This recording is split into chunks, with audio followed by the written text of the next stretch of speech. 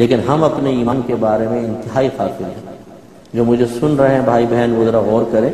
اور میں بھی غور کرتا ہوں کہ کیا 24 گھنٹے میں ایک بار بھی کبھی یہ دل میں خیال آتا ہے یار ایمان ضائع نہ ہو جائے، شیطان ایمان ہی نہ چھین لے،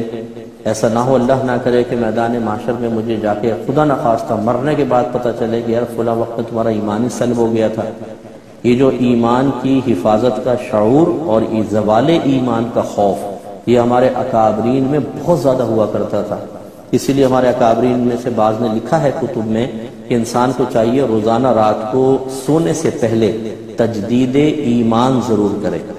اور آپ بھی کیا کریں اور میرے لیے بھی دعا کریں۔ اکثر میں نکاح بھی جب میں کرواتا ہوں تو تجدید ایمان ضرور کرواتا ہوں، تو یہ تجدید ایمان کا آسان سا طریقہ ہوتا ہے کہ اللہ تعالیٰ یوں کہہ لیں، اپنے جیسے بھی الفاظ ہیں رٹے ہوئے الفاظ یاد کرنے کی ضرورت نہیں، مفہوم سمجھ لیں کہ اللہ تعالیٰ اگر سابقہ زندگی میں مجھ سے کوئی ایسا کلمہ کفر نکل گیا ہو جس سے میرا ایمان ضائع ہو گیا، یا ایسا گناہ ہو گیا ہو جس سے میرا ایمان ضائع ہو گیا ہو، تو میں تیری بارگاہ میں صدق دل سے توبہ کرتا ہوں اور دوبارہ تجدید ایمان کرتا ہوں، اور پھر آپ کلمہ پڑھنے، پہلا کلمہ یا دوسرا کلمہ، تو مسلمان ہوں گے۔ اور اگر خدا نہ خواستہ ہو گیا تو پھر حالت ایمان میں آ جائیں گے، اور پہلے سے ہی صاحب ایمان ہے تو مضبوط ہو جائے گا۔ تو یاد رکھیں کہ جب دشمن کامل ہوتا ہے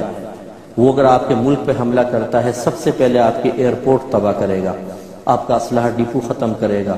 یعنی فوجی اڈوں پہ حملہ کرے گا، کیونکہ وہیں سے رسد آتی ہے۔ وہ جب ختم ہو جائیں گے اس طرح پل توڑ دیتے ہیں تاکہ آمد و رفت ختم ہو جائے، ایک ایریا سے دوسرے ایریا تک جانے کی، جب یہ ختم ہوتی ہے تو آسانی سے قابو پا لیتے ہیں۔ اس کا مطلب ہے کہ ماہر جنگ کرنے والے وہی ہوتے ہیں جو اس جگہ پہلے ٹارگٹ کرتے ہیں کہ جہاں سے انسان کی ریڑھ کی ہڈی توڑی جائے۔ اسی طریقے سے اب آپ شیطان کو دیکھ لیں، یہ پوشیدہ دشمن ہے، بڑے بڑے پڑھے لکھے لوگ جو صاحب علم ہیں ان کے پاس بھی آ کے اس نے بہکانے کی کوشش کی ہے، تو یہ کتنا خطرناک ہوگا۔ تو یقینی سی بات یہ بھی اس چیز پہ حملہ کرے گا جو سب سے زیادہ امپورٹنٹ ہو اور جو بنیاد ہے، اور وہ ایمان ہے۔ تو اس لیے سب سے پہلے یہ ایمان پہ حملہ کرتا ہے، باقی نماز چھڑوا دینا، گالی زبان سے نکلوا دینا، نشے کا عادی بنوانا، کسی کا حق سلب کر لینا، یہ تو ضمنی چیزیں ہیں۔ اس لیے